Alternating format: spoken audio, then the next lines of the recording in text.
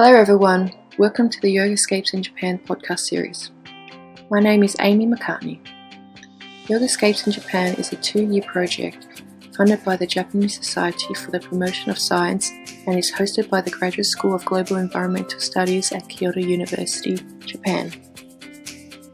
The aim of this project is to understand and document the popularity and consumption of global yoga within the Japanese cultural setting. In November 2018, we organised a 2-day international conference with the help of the Institute of Liberal Arts at Shisha University and the Organisation for Identity and Cultural Development. This podcast series showcases some of the presentations from the conference. Today's episode features Therese Heinisch from SOAS University of London. Her presentation is on rethinking yoga pedagogy. What really motivated this research were the latest revelations of sexual assault in yoga spaces. So I asked myself, how is it possible that yoga teachers are in a position of power where they can publicly rape their trusting students? And what is the ideological underpinning of such power dynamics? So, and most importantly, I asked myself, what needs to change in yoga pedagogy for yoga to meet its potential as a practice of healing and empowerment. So, what I will do with you today is I will start by locating modern postural yoga ideologically in a framework of neoliberalism, modernism, and individualism. And this will be followed by an analysis of the Yoga Alliance as an institution itself and as a body that sets standards for yoga teacher trainings. And my main hypothesis in this is that the Yoga Alliance promotes a commodified version of yoga, which allows for injustice and imbalances and power hierarchies to continue. Which is, I'm happy for this hypothesis to be challenged in this way. So, on the basis of this, I will offer my thoughts of rethinking the yogic pedagogy, and the most crucial aspects are listed here. I'll see how far I get with this. So we'll probably not cover everything. So yoga and this was the wrong way around. So modern yoga in neoliberalism. I thought of starting it off with a definition of the well-known Elizabeth de Michelis. She says that the expression modern yoga is used as a technical term to refer to certain types of yoga that evolved mainly through the interaction of Western individuals interested in Indian religions and a number of more or less westernized Indians over the last 150 years. It may therefore be defined as a craft of a Western branch into the Indian tree of yoga. And so in this context, we can see that this expression of modern yoga and modernity itself has to do something with an exchange between cultures and nations.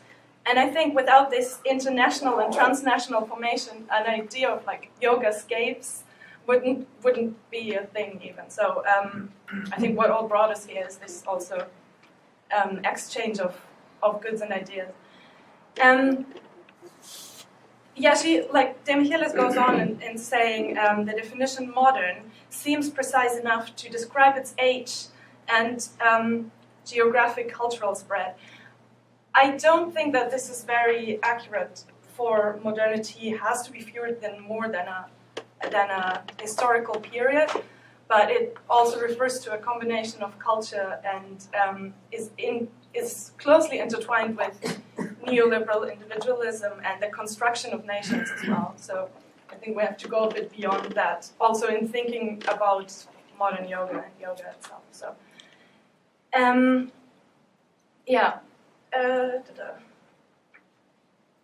Yes, additionally, really important, Yes. So we talked about this globalization and so modern yoga and this exchange between nations and cultures is very much based on imperial power dynamics, which do continue up until today to some extent, I would say, but I'll not go further into detail on that. Additionally, modernity has a lot to do with secularism and an over-accentuation of reason.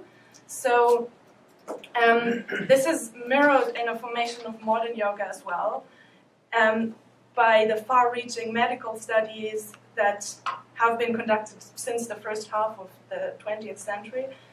And also modern yoga is marketed through like science and technology and rational thinking a lot. This goes hand in hand with secularism. So modern yoga is a secular practice of yoga. We have heard a little bit about this already beforehand. Also, we need to know that when we talk about modernism or modern yoga, it also has to do something with Eurocentrism. So modernity is a Eurocentric formation that goes back to these imperial oppressions, and which can also be seen in De Michele's definition here when she says that a number of more or less westernized Indians, which this kind of takes away a lot of agency from these Indians who were involved in the formation of modern yoga. So we can see that this tone of voice is there also in yoga, this tone of Western superiority, kind of.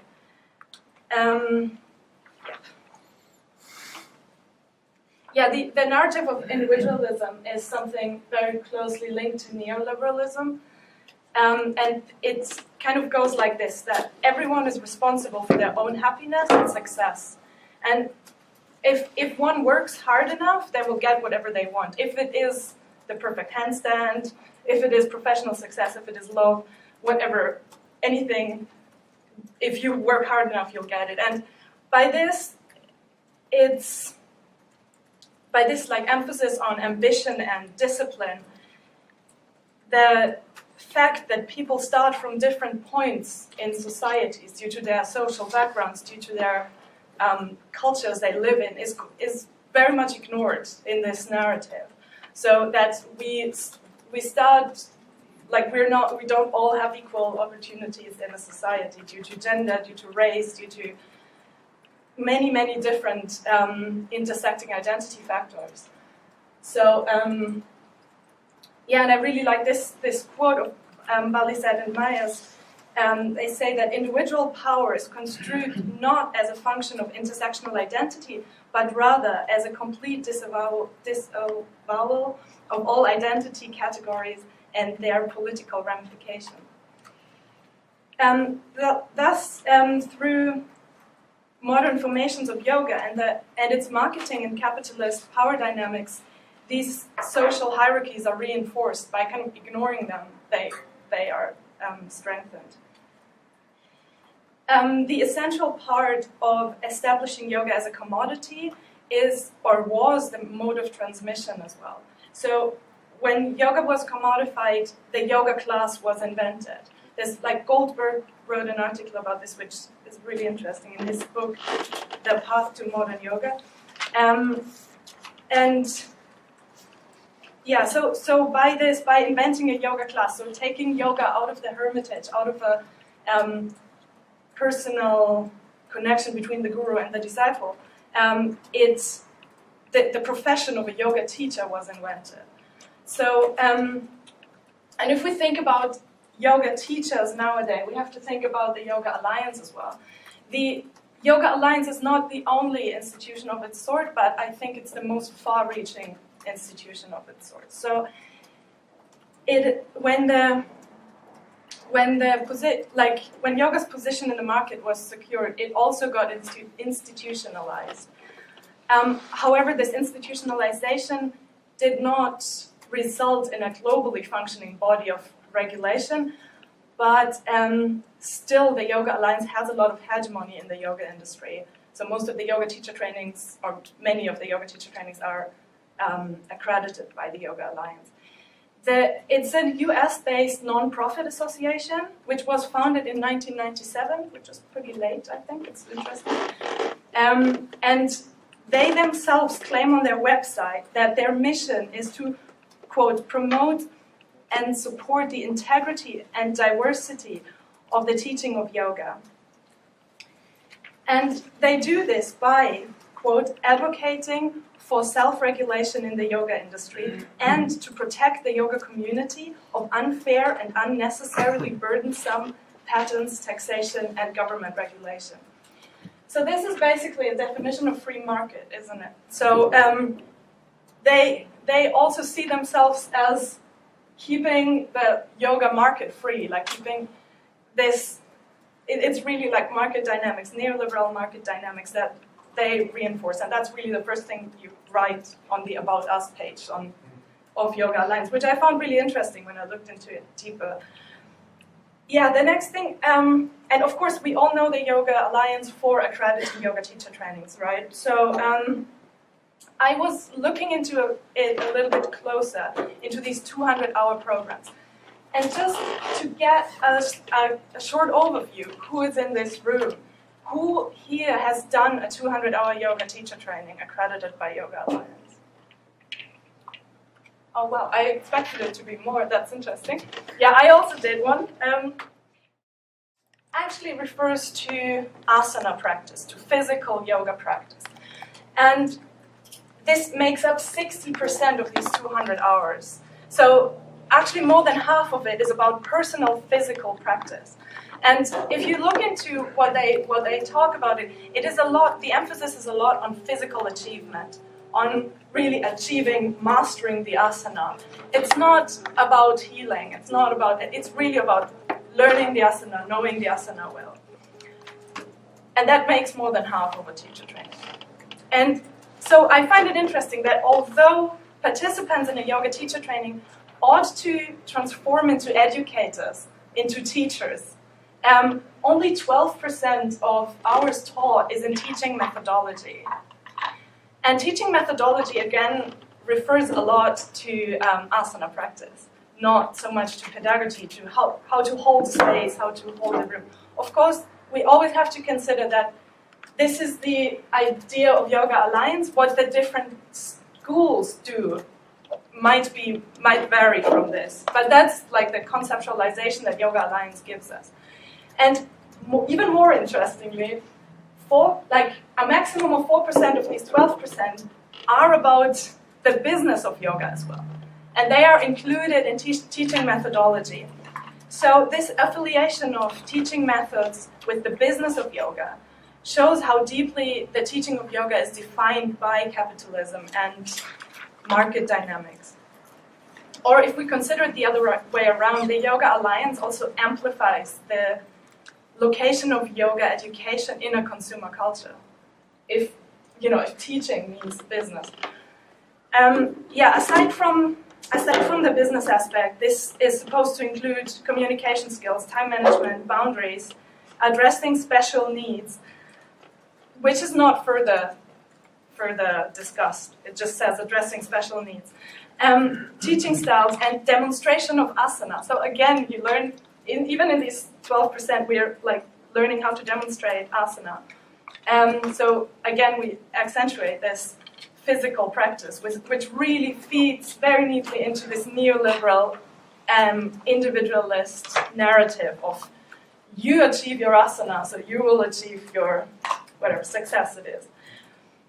Not considering from which social background you come or which difficulties you have otherwise.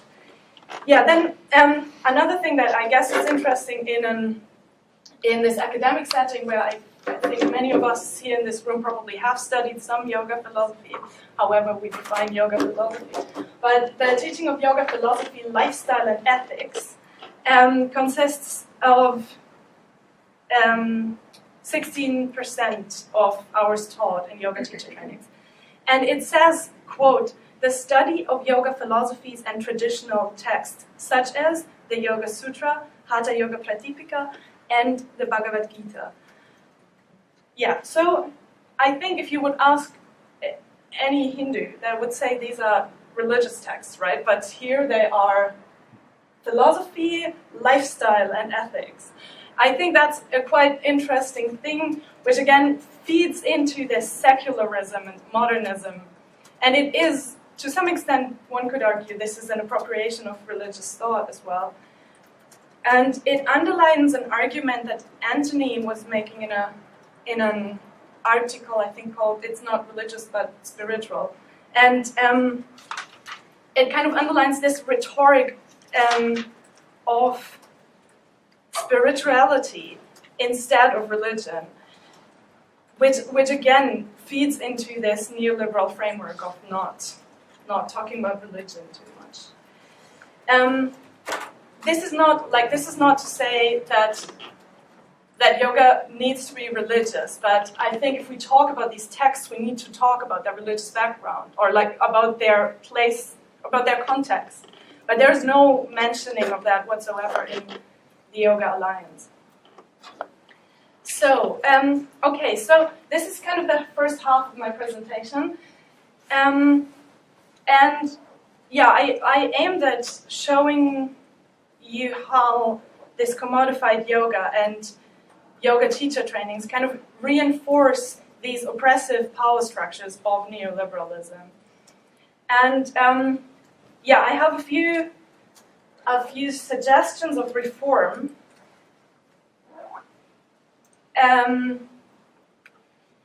In this part, I will apply a lot of the findings of the educators Paulo Freire and Bell Hooks to the context of modern yoga. And so the basic idea here is about oppression is that the structure of oppression manifests and reconstructs itself consciously because of a mental internalization of such oppression. So members of society are socialized to play their assigned roles, which comes together from these intersecting identity factors. So thereby the oppression gets embodied through this internalization. So if I'm socialized as a woman in a culture, I will act out as a woman, and I have internalized a patriarchic system as well. It's not only men having the power having the power in a patriarchal system, but also women internalizing the system. All of us do this. That's just a matter of socialization. And this is where Paulo Freire's ideas start. So he says the oppressed, quote, are at one and the same time themselves and the oppressors, whose consciousness they have internalized. So the oppressors, as well as the oppressed, learn their social roles and relive and enact them over and over again. Yeah, and my hypothesis is that the practice and teaching of yoga could help us to break this circle of the reproduction of oppression, because especially also in combination with physical practice, the physical practice of yoga, because we learn to live in our bodies more. Or at least I from my practice learned to live in my body more and go beyond my socialization. However, the function of the way how yoga is taught needs reform in order for us to meet this potential. And yeah, the few things that I will mention here is holistic health as an objective of yoga teacher trainings to also heal trauma, not for physical achievement. And a shifting of this established teacher-student hierarchies to a more engaged pedagogy and a critical and conscious teaching of yoga philosophy. Of course, this list could be extended, and I hope to have more discussions here also to extend them. I'm at the very start of thinking about this. I aim to think more about this. So this first point, I think, yes, as mentioned above, this oppression is internalized and reenacted. So this goes along with trauma, which manifests emotionally as well as physically in the body. So asana practice is a very powerful tool to actually tackle this.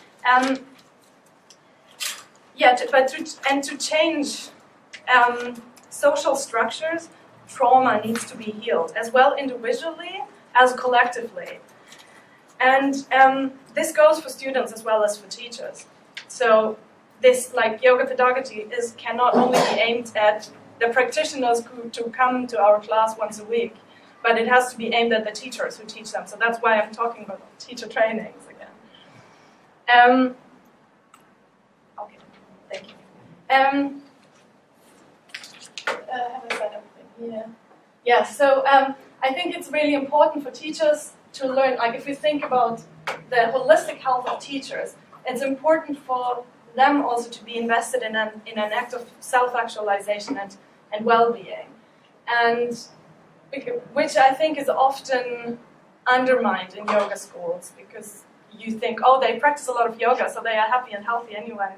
But the things that we deal with when students come to us, when students cry in our classes, when students come to us with their issues, with their trauma, we don't know how to handle them, and we're not taught how to handle them, and we're not supervised how to handle them.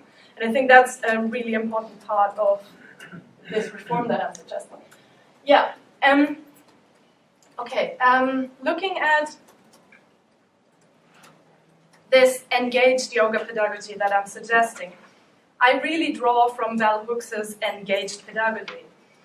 And Bell Hooks speaks about teaching as a performative act, and it is that aspect of our work that offers the space for change, invention, and spontaneous shifts in the teaching, she says. And okay, so everyone has to become more and more engaged to become an active part of the learning process.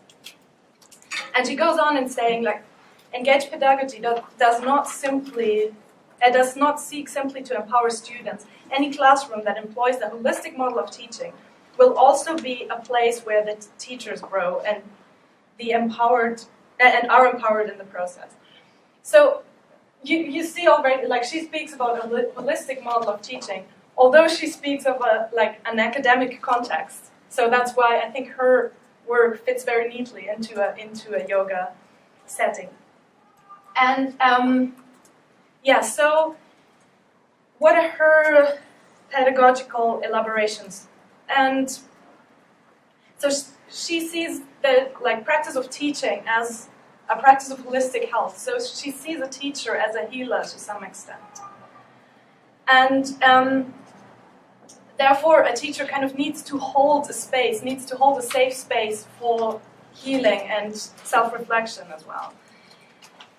And the engaged pedagogy that derives from this view consists of, personal experience is seen as a resource in the classroom. So everyone in a classroom is part of the teaching, and everyone's experience will be a resource for learning for everybody else. And therefore, students as well as teachers need to take a risk of bringing themselves in, take a risk of learning and sharing their own experiences, which creates excitement in a classroom. So Bell Hooks really says if we're not excited about something, we will not learn it. So excitement is really the most important thing that we need to establish in the classroom in order for it to be worth anything, really. So I think this creating of us, not I think, but also Bell Hooks thinks that this creating of a safe space goes hand in hand with destabilizing and dismantling these power hierarchies between students and teachers to come on one level a bit more. Yes, and okay, the last thing that I want to suggest for yoga teacher trainings is a more conscious way of teaching yoga philosophy. Because what is done a lot is the Yoga Sutra is reproduced and reproduced and reproduced without contextualization or further detail at all. Nothing against the Yoga Sutra. I just think that it needs to be read critically a little bit more, also in yoga spaces, not only in the academia, because there is a huge gap between what academia does and what happens on the ground actually. So, and it needs to be contextualized, and I think there should be more philosophy from the margins as well, yoga philosophy from the margins, because the Yoga Sutra is not the only yoga philosophy out there, but in yoga teacher trainings it often seems that way. Maybe Vedanta as well, but that's it. So, but I mean, I could go on about this much more, but I can't because I only have 5 minutes. So I just leave it there for the lunch break. So some practical considerations of reform for curricula. As I said at the beginning already, is like this holistic healing as an objective for teacher trainings. Then a care for the teachers themselves. So there needs to be some sort of supervision. There needs to be some sort of space to discuss what they're experiencing. And definitely including much more pedagogical training in teacher trainings. People are supposed to be educators, not. So, and this like evaluation of the students' own experiences can be reached through a few tools. It's like a more invitatory language. Many teachers already do this. This is just a list of things that I came up with. It's not to say that people don't do this, but.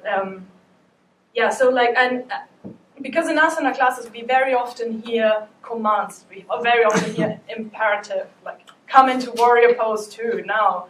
But a more invitatory language gives you more space to experience your own body, and really an engaged teaching. So a bit more space for shifts as well, depending on what happens in the class.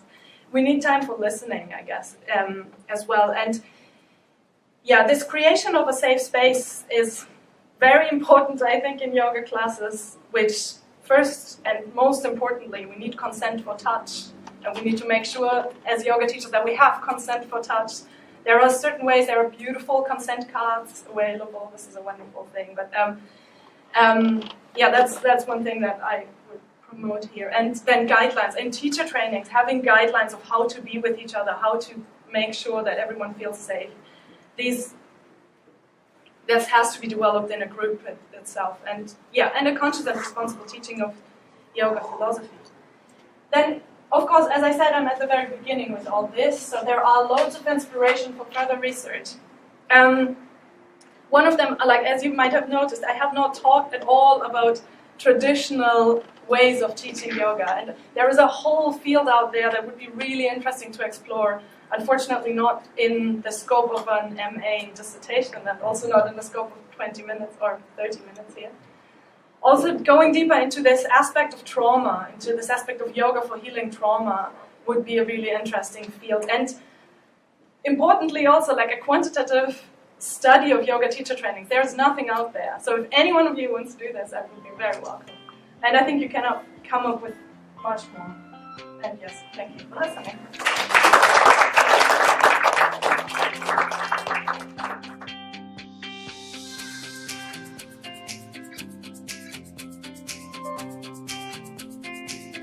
Thank you for listening. We hope you enjoyed the presentation. Stay tuned for more episodes. In the meantime, please have a look at the Yogascapes in Japan website at yogascapesinjapan.com. And also, if you are feeling generous, please think about making a donation through the GoFundMe account linked to the website. Until next time.